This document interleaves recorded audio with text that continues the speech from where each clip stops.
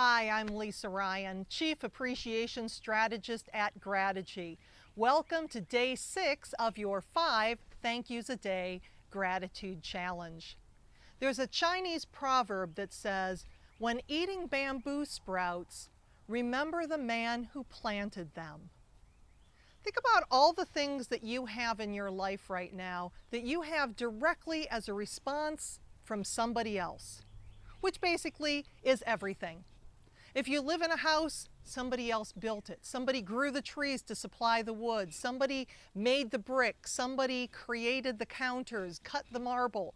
Whatever you have in your home is a result of somebody else's labor.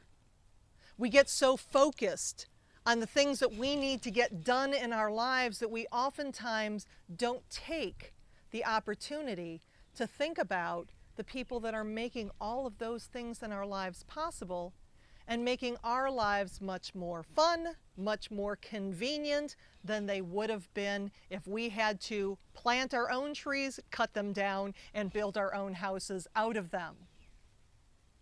So today, think about somebody that has made a significant impact in your life. And today we're going to write a letter of appreciation to them. Now a letter of appreciation is different from a thank you note. A thank you note may be for a specific action. Thank you for having me over for dinner. Thank you for the lovely gift. A letter of appreciation is simply sharing with that person what they have done to help create the person that you have become.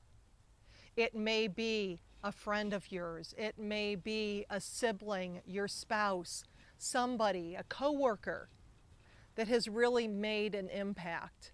And yet so oftentimes we believe that people know how we feel about them, but when we take the time to put it in writing, we make a huge difference and really make that person's day.